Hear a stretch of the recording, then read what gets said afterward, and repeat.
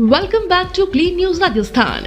चलिए देखते हैं राजस्थान की 15 फटाफट बड़ी खबरों को।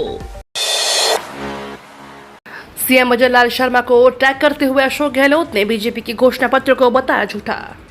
राजस्थान के पूर्व सीएम अशोक गहलोत ने मुख्यमंत्री भजन लाल शर्मा पर एक मामले में जमकर निशाना साधा। उन्होंने सोशल मीडिया प्लेटफॉर्म पर एक ट्वीट किया। राजस्थान के सभी जिलों से अघोषित बिजली कटौती की शिकायतें आ रही हैं। इस गर्मी के मौसम में बिजली कटौती से जनता त्रस्त है। भाजपा के घोषणा पत्र में पेज संख्या 15 पर राजस्थान में 24 घंटे घरेलू बिजली का वादा किया गया था। सीएम दावा करते हैं कि उन्होंने घोषणा पत्र के 45% वादे पूरे कर दिए हैं, परंतु यह दावा पूरी तरह से हवाई साबित हो रहा है। मुख्यमंत्री जी को 6 महीने से जारी भारत भ्रमण छोड़कर प्रदेश की जनता की ओर देखना चाहिए, जो इस गर्मी में बिजली कटौती से त्रस्त है। किर्गिस्तान में पढ़ रहे छात्र छात्राओं के लिए सीएम भजन लाल ने दिया भरोसा। मुख्यमंत्री भजन लाल शर्मा ने भरोसा दिलाया है, किर्गिस्तान में पढ़ रहे छात्र छात्राओं की सुरक्षा के लिए हर जरूरी कदम उठाएगी सरकार। राज्य सरकार विदेश मंत्रालय के साथ निरंतर संपर्क में है। मुख्यमंत्री कार्यालय के अधिकारी लगातार विदेश मंत्रालय के संपर्क में है। किर्गिस्तान में मेडिकल छात्रों के फंसे होने की खबर सुनने के बाद मुख्यमंत्री भजन लाल शर्मा ने संवेदनशीलता दिखाते हुए परिजनों को उनकी सुरक्षा के लिए आश्वस्त किया। उन्होंने कहा कि राज्य सरकार किर्गिस्तान में पढ़ रहे सभी छात्र छात्राओं के साथ है, वे खुद को अकेला न समझें। राजस्थानी विद्यार्थी किर्गिस्तान में सुरक्षित रहें, इसके लिए सभी जरूरी कदम उठाए जा रहे हैं। मुख्यमंत्री निःशुल्क दवा योजना के तहत सप्लाई होने वाली 10 दवाओं पर रोक। मुख्यमंत्री निःशुल्क दवा योजना के तहत सप्लाई होने वाली 10 दवाओं के सैंपल जांच में फेल हो गए हैं। जांच में फेल होने के बाद तत्काल रूप से राजस्थान मेडिकल सर्विसेज कॉर्पोरेशन इन दवाओं की सप्लाई पर रोक लगा दी है। दवा सप्लाई से पहले इनके सैंपल की जांच की जाती है। जांच में दवा के अमानक पाए जाने पर इनकी सप्लाई पर रोक लगा दी जाती है। इसके साथ ही ये दवाइयां वापस से सप्लायर को लौटाने के निर्देश जारी हुए हैं। उन्होंने कहा कि कोई भी दवा बिना सैंपल जांच के सप्लाई नहीं की जाती। ये सभी दवाइयां 8 कंपनियों की ओर से सप्लाई की जाती थी। 12वीं बोर्ड के तीनों विषयों का परिणाम जारी। कल दोपहर में राजस्थान माध्यमिक शिक्षा बोर्ड ने 12वीं का परीक्षा परिणाम जारी कर दिया, जिसमें बोर्ड ने साइंस, कॉमर्स और आर्ट्स तीनों संकायों का परिणाम जारी किया, जिसमें राजस्थान के साइंस में 97%, कॉमर्स में 98% और आर्ट्स में 96% स्टूडेंट्स पास हुए हैं। 12वीं के इस परिणाम में एक बार फिर से लड़कियों ने बाजी मारी है। लड़कों के मुकाबले लड़कियों का रिजल्ट बेहतर आया है। आपको बता दें, पिछले साल की तुलना में इस बार का रिजल्ट ज्यादा आया है। यह परिणाम संभागीय आयुक्त बोर्ड प्रशासक महेंद्र चंद्र शर्मा ने परिणाम ने 1 बजे जारी किया। इस बार बोर्ड की ओर से आर्ट्स, साइंस और कॉमर्स तीनों का रिजल्ट एक साथ आया है। भीलवाड़ा भट्टी कांड में दोषियों को फांसी की सजा पर सीएम भजन लाल ने कहा, निर्णय स्वागत योग्य। राजस्थान के मुख्यमंत्री भजन लाल शर्मा ने कोर्ट से भीलवाड़ा में कोटड़ी में नाबालिग के साथ गैंगरेप एवं हत्या के मामले में दोषियों को मृत्युदंड की सजा के निर्णय को स्वागत योग्य बताया है। इस मामले में सोमवार को फैसला आने के बाद भजन लाल शर्मा ने इसे स्वागत योग्य बताते हुए कहा, आज भारतीय जनता पार्टी की डबल इंजन सरकार के यशस्वी कार्यकाल में प्रदेश में बालिकाओं के साथ अपराध के खिलाफ जीरो टॉलरेंस की नीति है। उन्होंने कहा, आज राजस्थान में अपराध और अपराधियों के लिए कोई जगह नहीं है और अगर किसी ने अपराध करने के दुस्साहस भी किया तो उसे किसी भी कीमत पर बख्शा नहीं जाएगा। राजस्थान की जनता को बड़ा तोहफा। अब फ्री में राजस्थान विधानसभा भवन का म्यूजियम देख सकेंगे। जी हां, अब राजस्थान विधानसभा भवन में म्यूजियम ऑफ पॉलिटिकल नैरेटिव का आम लोग भी दौरा कर सकेंगे। इंटरनेशनल म्यूजियम डे पर राजस्थान विधानसभा अध्यक्ष वासुदेव देवनानी ने कहा कि म्यूजियम लोगों को सांस्कृतिक और ऐतिहासिक विरासत से जोड़ने का सेतु है। यह इतिहास, कला, विज्ञान, संस्कृति और राजनीति के अनूठे संग्रह का भंडार भी है। राजस्थान रोडवेज में अब बस चलाने को भी स्टाफ नहीं।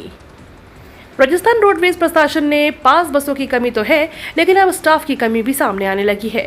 चालक परिचालकों के लगातार रिटायर होने और नए कर्मचारियों की भर्ती नहीं किए जाने से स्टाफ की कमी देखी जा रही है। ऐसे में अब रोडवेज प्रशासन मुख्यालय स्तर से कार्मिकों का रैशनलाइजेशन करेगा। रोडवेज प्रशासन के पास अब न तो अधिकारी और कर्मचारी है और न ही बसें। ऐसे में जनता को सही मायनों में सुविधा कैसे मिले, यह सवाल इन दिनों रोडवेज प्रबंधन के लिए गले की पास बना हुआ है। सीआरपीएफ नहीं, अब सीआईएसएफ करेगी संसद की सुरक्षा। भारत के संसद की सुरक्षा अब सीआईएसएफ यानी केंद्रीय औद्योगिक सुरक्षा बल के हाथों में होगी। पहले इसकी सुरक्षा में 1400 से ज्यादा केंद्रीय रिजर्व पुलिस बल यानी सीआरपीएफ के जवान लगे हुए थे।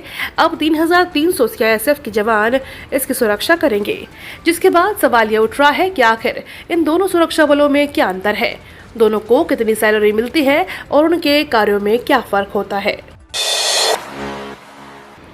राजस्थान में खाद्य विभाग की बड़ी कार्यवाही, 19,000 केजी मसाले जब्त। खाद्य सुरक्षा विभाग की टीम ने जयपुर में बड़ी कार्रवाई की है। विभाग ने एक मसाला कारखाने में पहुंचकर वहां रखे 19,000 किलोग्राम से अधिक मसाले को मिलावटी होने के आधार पर जब्त किया है। इस मामले में जानकारी देते हुए बताया गया कि खाद्य सुरक्षा एवं औषधि नियंत्रण विभाग मिलावट के खिलाफ लगातार अभियान चला रहा है। सोमवार को अतिरिक्त आयुक्त पंकज ओझा के नेतृत्व में विश्वकर्मा इंडस्ट्रियल एरिया में मसाला फैक्ट्री पर कार्रवाई करते हुए 19,000 किलोग्राम से अधिक मसालों को मिलावटी होने के आधार पर जब्त किया गया है। जमीन नीलामी का मुद्दा उठाकर बुरे फंसे गहलोत। राजस्थान के पूर्व सीएम अशोक गहलोत ने हाल ही में हनुमानगढ़ में हो रही किसानों की जमीन नीलामी का मुद्दा उठाया था। अशोक गहलोत के सवालों के बाद बीजेपी नेता राजेंद्र राठौर ने प्रेस वार्ता की और कहा कि 2018 में तत्कालीन विधानसभा चुनाव में कांग्रेस नेता राहुल गांधी ने सत्ता में आते ही कहा था कि 1 से 10 तक गिनती गिनूंगा तो किसानों के संपूर्ण कर्जे माफ हो जाएंगे, लेकिन किसानों का कर्जा माफ नहीं हुआ। इसी के साथ उन्होंने और भी तीखे हमले किए।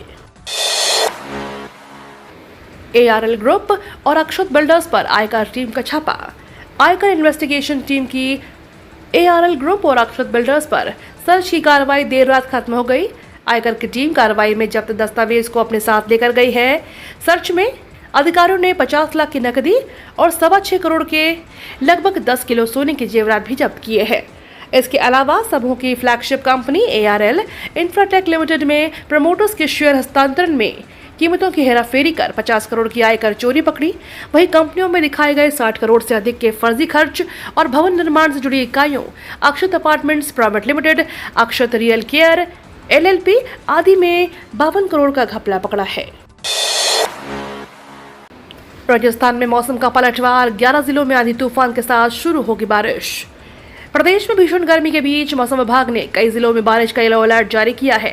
विभाग के अनुसार आगामी 3 घंटों के भीतर जयपुर, बीकानेर, दौसा, भरतपुर, नागौर, सीकर, चूरू, झुंझुनू, अलवर, करौली और सवाई माधोपुर जिले में कहीं कहीं मेघ गर्जन और आकाशीय बिजली के साथ बारिश हो सकती है।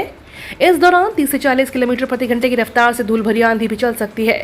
मौसम विभाग के अनुसार छिटपुट बारिश के बाद राजस्थान के मौसम में फिर बदलाव होगा और हीटवेव की परिस्थितियां जारी रहेंगी।